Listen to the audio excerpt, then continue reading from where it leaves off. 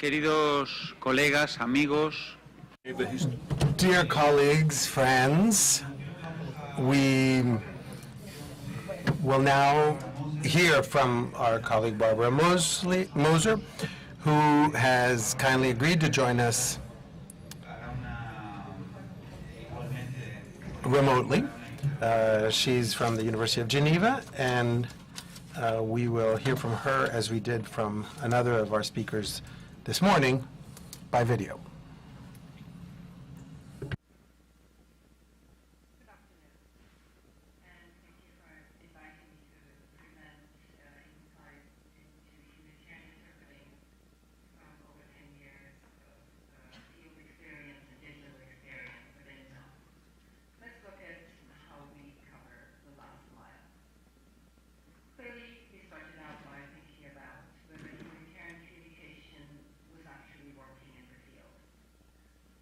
We concluded that there were serious issues and that indeed skilled and professional services in humanitarian interpreting were lacking. We then evolved into pioneering innovative approaches to higher education and multilingual communication in communities that are affected by conflict and crisis. We develop higher education spaces. We look at innovative ways of delivering training. We work quite a bit on refugee empowerment of beneficiaries. We integrate the latest research in multilingual advantage, the bilingual advantage. We use a building block approach, and we certainly are trying to support the building back better. So where do we work? We work in the Horn of Africa, in Kenya, in two of the largest refugee camps, Kakuma and Dadaab.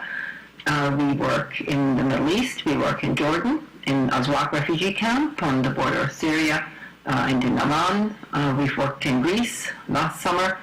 And on the global level, we work with the United Nations High Commissioner for Refugees on higher education in emergencies, and we co-coordinate the Connected Learning in Crisis consortium that brings together different actors with long-standing experience in providing higher education opportunities to learners living in fragile contexts.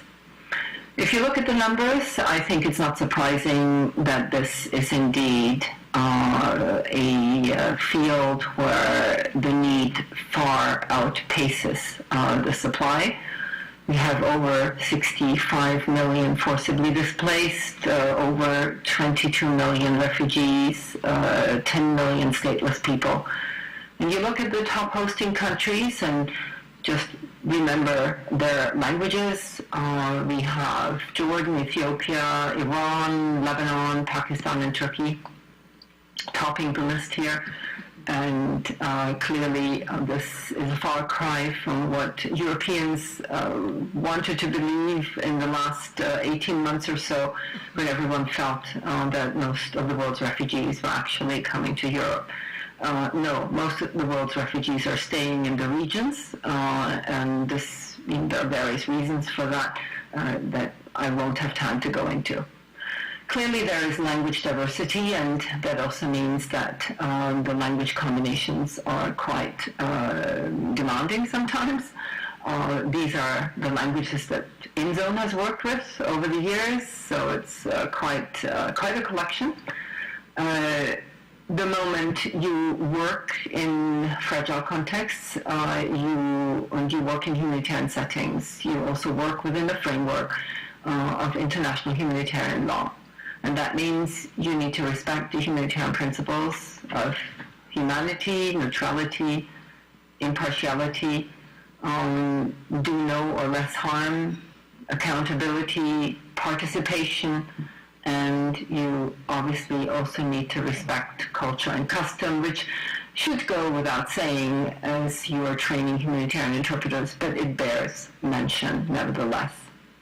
Some of the comments that we have picked up on humanitarian interpreting, or the lack thereof, such as interpreting services are vital, are a vital link that is often missing in coordinating humanitarian action, that in many evaluations of humanitarian assistance, the language barrier has been noted as one of the major constraints to providing assistance to populations in need. Other comments that we've picked up, more along the lines of the interpreter was also my driver or my security guard, or users had never thought about interpreting, or they were just using the closest person with language skills, or they understood a little bit of a language, here, for example, Kiswahili, but felt that the interpreter was really missing out on quite a bit. So how do we define humanitarian interpreting? It is the activity performed by interpreters when working for organizations with a humanitarian mandate. And we've given you some examples here of organizations that we've been working with over the years. But we can actually identify additional characteristics that define humanitarian interpreting. It's the fragility of operational environments. We have conflict and post-conflict contexts, refugee camps, urban refugee settings, contexts that fall within the scope of application of international humanitarian law, human rights, and refugee law. And then we have interpreting in situations of human suffering, in pursuit of the missions of the humanitarian organizations with which they work, including visits, detention, field hospital visits, interviews with victims of conflict, refugee status determination interviews, etc. Then the beneficiaries of the service. These are often persons identified as protected under international humanitarian law. Children, women, civilians, detainees, refugees, the displaced, forcibly displaced, wounded, or sick persons. And there is a clear absence of occupational structure. There is no institutionalized professional community, there is no association or established code of professional ethics. Here are a few images to allow you to take a peek into the context in which InZone trains interpreters. In this case, here, for example, the Dab refugee camp, where you can only move about with armed escort. You can see the lineup in the morning, the cars, UN vehicles going into the field. Further images of how to reach those particular settings, who you encounter, who you meet, the beneficiaries lining up for assistance, requiring interpretation, a simulated interpreter training scenario role play here on the left. The shelters in which both the beneficiaries and, of course, the interpreters live, just to give you an idea of the vastness of these camps, of thousands and thousands and thousands of shelters that all look alike, but also shelters that are kind of self-made, improvised, huge distances that cannot be easily where you cannot easily move about due to security constraints as well. So we've been working in this field now for 10 years. We started in 2007 with pilot training for ICRC. Then after signing a memorandum of understanding at the global level with UNHCR, began to train humanitarian interpreters for the UNHCR context. Trained in refugee camps in Kenya, in Sudan, but also moved up to Afghanistan. 2014, we trained about 26 humanitarian interpreters with the InZone basic course and professionalization courses, and all the way up to 2016, another 42. 2017 will see several of our learners graduate at the highest level with a certificate in advanced studies, which is a graduate diploma that is offered by the University of Geneva InZone. So what have we learned? Well, we've learned that skills build over time. There are no shortcuts. There are no instant successes. Humanitarian interpreting skills require a period of induction. They require deliberate practice, and they require regular feedback over time. This is not something that you can train in 3 or 4 days. So these one-off courses that last a few days have no lasting impact or very little lasting impact. And this is not what the scientific literature tells us about how skills develop to a professional level. Also, the training must be contextualized to humanitarian settings, because the way you acquire the skill is instrumental in its efficient execution. And you cannot assume that you can compartmentalize those skills and just take out one part and train for that one part, because there is an excellent chance that that one part, when it is really applied in a humanitarian setting, just won't be executed properly.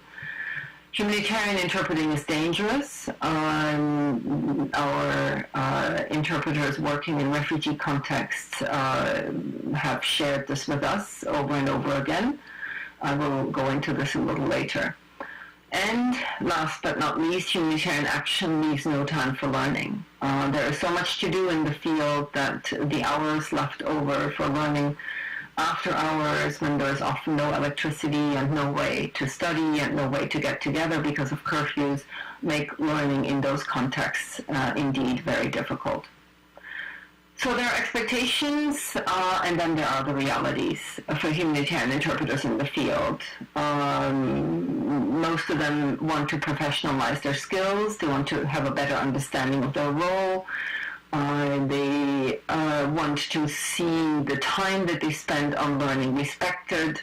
They appreciate a variety of training activities because, yes, their daily workload can be highly varied.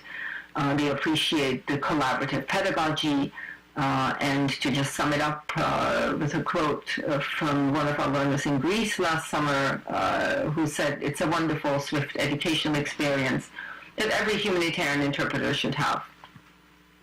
Now, working in a humanitarian context also means that from time to time we're kind of pushing the boundaries into a development context. Often the boundaries are very, very fluid, but we have clearly developed our own theory of change with long-term outcomes of skill acquisition, of scaling, which we achieve through our emphasis on e-learning now, on self-learning, to bring learning into contexts where nobody can go anymore, but where humanitarian interpreting is sorely needed. And what is very important to us is to empower our beneficiaries.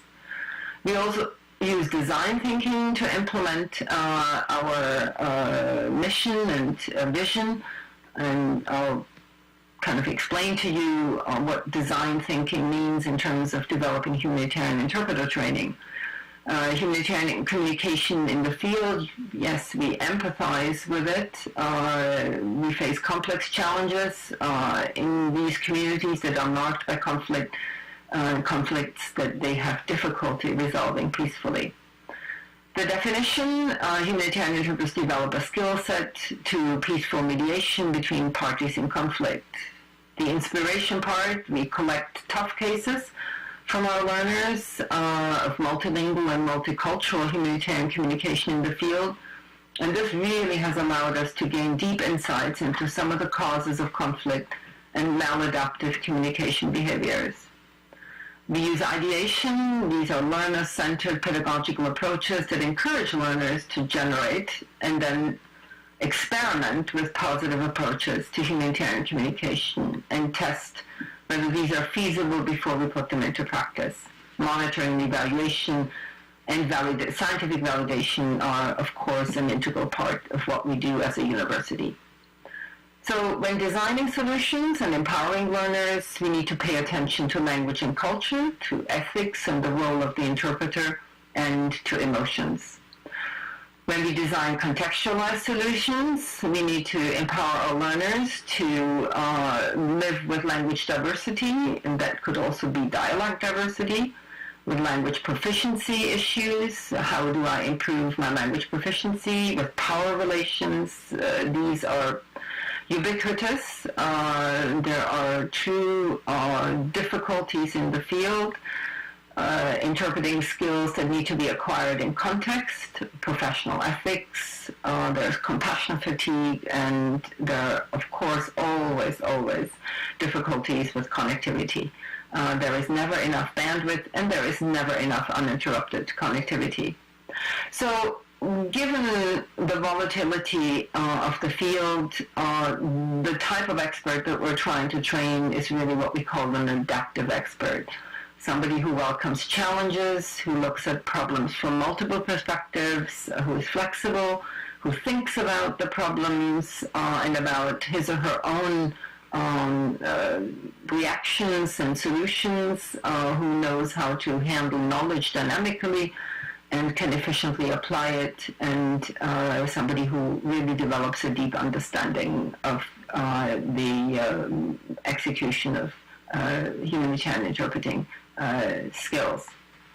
Now, skill acquisition relies heavily on competence, so how competent is the interpreter, the learner, what opportunities can InZone provide, and how can we indeed support learner motivation within a context of constant challenges. The communication triangle of the interpreted scenario involves more or less, this is not the only scenario, but the most frequent scenario, involves the officer, the person who runs the interview, the meeting, etc., the refugee or detainee or the aid recipient, and the interpreter, and all of this obviously embedded in an interview or negotiation context. That clearly brings up issues of ethics, and interpreters have a real need to understand their role, the limits of their role, and the potential of their role. And here we come back to the humanitarian principles. You will recognize them: neutrality, impartiality, confidentiality, integrity, respect, and fidelity and accuracy. Those are the key concepts that need to be included. Perhaps code of ethics is a bit ambitious. I would probably say these are more guidelines, but the key concepts and concerns that we have are those related to neutrality. For example, the interviewee or the applicant wants the interpreter to help him or her, so the interpreter is supposed to take on an advocacy role, which is of course not what interpreters engage in. Impartiality, when the officer or the interpreter are from a different religion or tribe or ethnic group than the applicant, so the interpreter may feel animosity. There are issues of confidentiality. A relative of an applicant is pressing the interpreter for information about the content of an interview and who is making the decisions. We will see further on down issues of corruption. There is fear of retribution upon returning to the community. The interpreter who lives in the same community as the applicant might find himself or herself in real danger if the outcome of the interview is not a positive one. Respect, the applicant may often insult the interpreter or the officer may insult the applicant. So how does the interpreter interpret the insult, and how does the officer react? Integrity, for example, with respect to dialects, the interpreter doesn't admit that he or she doesn't fully understand a particular dialect, or the applicant is trying to cover up the geographic origin where he or she comes from. Skills, the interpreter overestimates and overstates the level of skill. Corruption, the applicant bribes the interpreter. This is unfortunately becoming increasingly prevalent, and we've reacted to this by introducing an additional model into our certificate in advanced studies on corruption. Fidelity and accuracy, saying no more, no less, of what the applicant or the officer are saying. So clearly identifying additional cultural information that the interpreter might provide, but which did not come from the applicant. So separating out what the interpreter needs to add, creating boundaries, making sure that everything is transparent and that the trust in this interpreted scenario is preserved. There are, of course, emotions running through all these settings and contexts, and emotions do affect efficiency of cognitive functioning in humanitarian interpreters as they do affect cognitive functioning in all other professions. This has been scientifically stated and found in many different studies. We have different types of emotions, but we can conclude by saying that working in context of constant emotional charge changes the way skills need to be acquired and executed. It is clear that you need to acquire the skill in the context in which it is going to be used. And the way you acquire that skill will ultimately provide you with ways in which you can efficiently and accurately execute that skill. Danger is everywhere, both for the interpreter as well as for the trainers. We use low-resource technological means to communicate with our learners. Here, for example, we were running final exams in the Dadaab refugee camp, and this was 48 hours after the attack on Garissa College, which cost the lives of 150 college students, and that was only 40 kilometers away from Dadaab. So WhatsApp is about the only way in which we can constantly communicate, given the connectivity issues. We also provide significant learning support, especially in the IT realm. We develop matrices that will allow us to understand the needs of our learners and allow us to shape our training programs accordingly. Here are some images from the on-site training, introducing our learners to our online environment here in Dadaab. This is our learning hub in Dadaab, which accommodates about 12 learners at a time. Here are some images from our role-playing on-site, the learning by doing. Here, the picture is from Kabul, where we trained interpreters for UNAMA. But then we also develop entire higher education spaces in all the camps that we're working in. We support, for example, a student coffee house in Kakuma that is refugee-run and where our learners can meet and engage in discussions about interpreting, trying to kind of peer tutor in big groups here. So virtual and blended learning are an integral part of our basic course. You can see some examples of notes that our learners are taking. On the right-hand side, this was a whole 3-minute story that one of our learners decided to sketch. On the left-hand side, perhaps some a somewhat more traditional example of consecutive notes, but suffice it to say that consecutive note-taking and interpreting, while an interesting skill and certainly a good cognitive preparation for humanitarian interpreting, the actual note-taking is of fairly low relevance, simply because notes are either not taken or notes have to be shared with the officer. This is a whole issue I won't have really time to go into. But I just thought it would be useful to mention this in passing, also to demonstrate and highlight that contextualizing training also means to understand how a skill is being exercised in the field, on location, rather than imagining that whoever can do X can also do Y.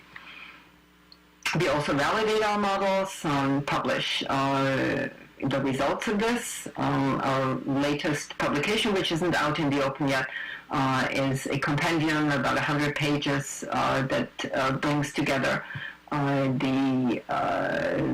10 years of experience in training humanitarian interpreters. And we also train our users, and we assess that training. We feel that we cannot just train the interpreters, for example, in ethics, without also explaining interpreting ethics to our users.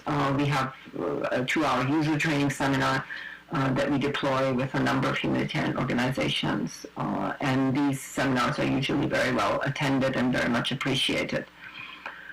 We do research on the different courses. I mentioned that.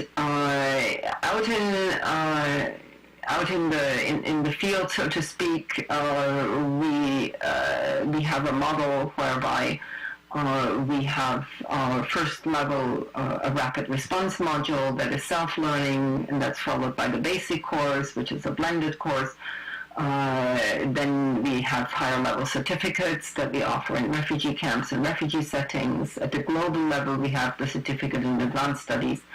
And then we also go into the deep field, although we cannot go, but those graduates of our courses whom we train up as tutors can go into the deep field and pass on their professional knowledge to those interpreters who will not be able to attend our trainings. We've also thought very hard about professionalization and scaling, given the incredible demand for humanitarian interpreting. We have created different categories here of, what at the lowest level, what rapid response training can be provided. Then there is obviously a big legal component in humanitarian interpreting. There's international protection, humanitarian interpreting, the legal framework, refugee status determination. Then there are skill components, the basic interpreting skills, but also terminology management, for example. And then there is professionalization, humanitarianism, the role of the interpreter, interpreting ethics, the psychosocial well-being. And then there are specializations such as border protection, thinking of Frontex, for example, or the national context, and then the European context. And we then created different pathways, the basic level, the intermediate level, and the advanced level, and we're systematically now working through providing training offerings at these different levels. Of course, this is not something you can develop overnight, but we have our blueprint, and we follow this blueprint, and we obviously also discuss this blueprint with humanitarian organizations who are the main users of humanitarian interpreting. Now, where does our training sit in terms of the European qualification frameworks? Here we have the learning outcomes from the rapid response module, which is a 2-hour self-learning, e-learning module. And in September this year, we come out with a second level, a higher level, also self-learning. This rapid response module sits roughly at level 1 and 2 with regard to the 3 categories that we've identified. The basic course for humanitarian interpreters sits at level 3 and 4, again for the same 3 categories that we've identified. And our certificate in advanced studies sits at level 6 in the European qualification framework, which has a total of 7 levels. So clearly, we also want to make sure that our training leads to credentialed recognition of competencies, and that these competencies can be identified clearly within a recognized framework. And we've obviously chosen a European framework, given the fact that we are, after all, operating out of Europe. Here, a quick look at the structure of the rapid response module. It is actually an imaginary island where a natural disaster happened, and you are taken through a setting where humanitarian interpreting is needed, and where you learn the basics of humanitarian interpreting. And then you also have some resources available that you can download and that come with this rapid response module. It is really a scenario-based learning experience, and we go through the various sections from skills to ethics to language combinations and different principles. There are also imaginary languages. There's English and Gathran and Doriran, and you can see in the speech bubbles that these languages need to be interpreted. In this scenario-based training program, this is what happens. We also have a global capacity building arm, and the focus here is on education emergencies together with Save the Children, on higher education emergencies together with UNHCR, and on e-tutoring and e-facilitation, that is support of an ecosystem, a learner ecosystem for digital learning for fragile contexts, for which we develop an advanced certificate with the Commonwealth Education Trust. To conclude, I think sending you off with a few thoughts about why human communication fails, or what is the result of failure in human communication. The result, unfortunately, are conflicts, and we feel that education needs to listen to and work with the beneficiaries, with those at the receiving end of humanitarian assistance. And I think humanitarian interpreter training is an excellent example of how that communication could potentially be improved. Thank you to the team. The team has grown over the years. I'd like to thank all of them, also the members of our International Advisory Board. And as always, we want to thank our donors who have supported us over the years and continue to support us. So that we can continue to provide quality digital learning in higher education and in humanitarian interpreting. Thank you.